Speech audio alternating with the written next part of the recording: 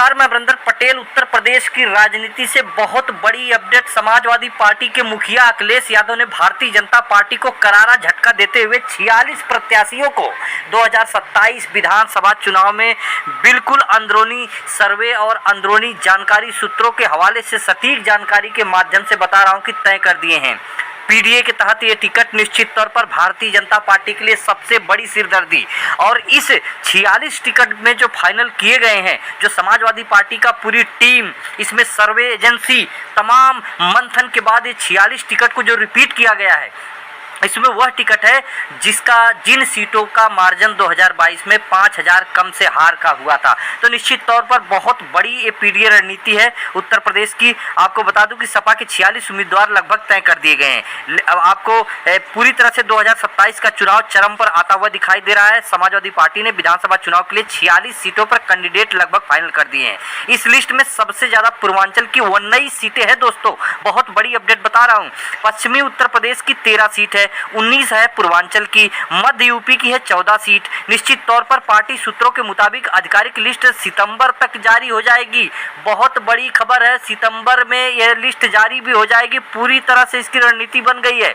2022 में सपा जिन 27 सीटों पर 5000 वोट के मार्जिन से हार गई थी, पहले 27 सीटों की अगर बात करें तो 2022 में जो है कि 27 ऐसी सीट थी, समाजवादी पार्टी ने 5000 से कम वोट के मार्जिन से हारी थी। उनके प्रत्याशियों को अखिलेश यादव दोबारा मैदान में उतार सकते हैं। पूरी रणनीति तैयार हो गई है। निश्चित तौर पर इन सीटों पर 2027 चुनाव में सपा की जीत की उम्मीद पूरी तरह से दिखाई दे रही। सर्वे रिपोर्ट और पीडीए रणनीति और इसका जो निश्चित तौर पर अखिलेश यादव का जिस तरह का 2024 में प्रदर्शन रहा और 2027 के मुद्दों को लेकर जिस तरह से अखिलेश यादव उठा रहे हैं, पूरी तरह से संभावना बन गई है। हालांकि विधानसभा चुनाव में प्रत्याशी तय करने के लिए चुनौती होती है, लेकिन सपा अपने पीडीए पिछड़ा दलित अल्पसंख्यक फार्मूले पर बिल्कुल कायम है। आपको बता दूं कि यादव मुस्लिम उम्मीदवारों की संख्या निश्चित तौर पर थोड़ी सी घटेगी और वहां पे बैकवर्ड और दलित चेहरों को आगे बढ़ाने की भी तैयारी हो चुकी है। जो मैं लगातार कह रहा था कि अखिलेश यादव की रणनीति है भारतीय जनता पार्टी के लिए बहुत बड़ा झटका है।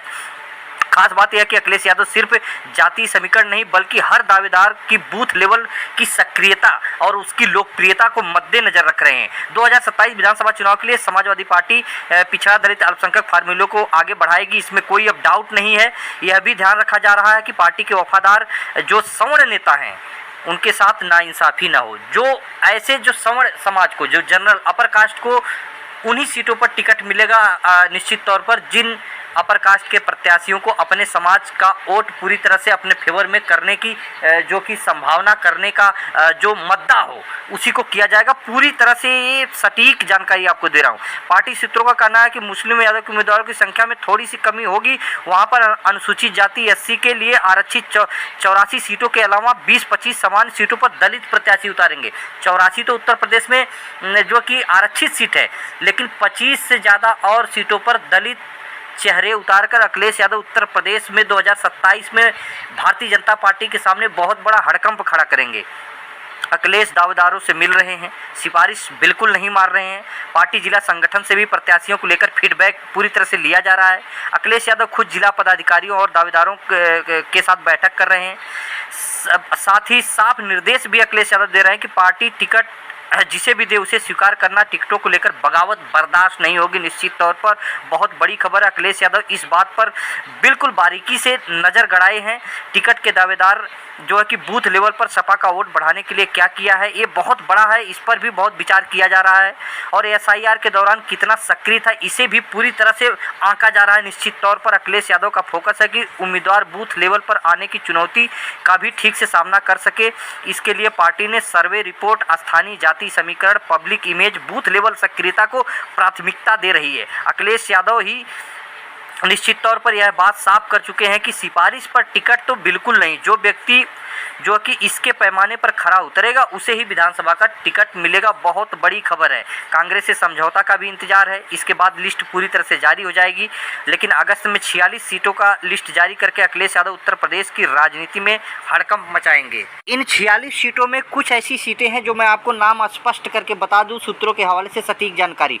सोनभद्र राबर्ट्सगंज से अविनाश कुशवाहा लड़ेंगे चुनाव।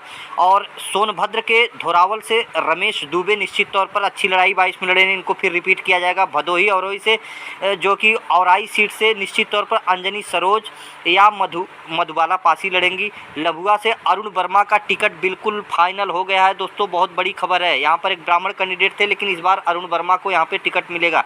मिर्जापुर विधानसभा से कैलाश चौरसिया, चुनार विधानसभा से जगदम्बा पटेल और सिसवा सीट से गणेश शंकर पांडे या सुशील टिबरवाल लड़ेंगे। यहाँ से पूरी तरह से स्पष्ट हो गया। महाराजगंज विधानसभा से श्रीपति आज़ाद या सुदामा लड़ेंगे और जो कि नौतनवा से मुन्ना सिंह लड़ेंगे और कैंपियरगंज से चिंता यादव या काजल निषाद को इस बार टिकट दिया जाएगा। ये गोरखपुर की सीट है। मेहदावल से जो कि जयराम पांडे का टिकट हो सकता फाइनल। शाहगंज से शैलेश यादव या राम अनुज निषाद का टिकट यहाँ पर राम अनुज निषाद का फाइनल माना जा रहा है। चुल्लू पार से जो कि विनय शंकर तिवारी, गौरीगंज विधानसभा से संतोष पांडे, बहराइच से यासर शाह और कर्नलगंज विधानसभा से योगेश प्रताप सिंह और कादीपुर से राहुल गौतम या भगेलू राम लड़ेंगे।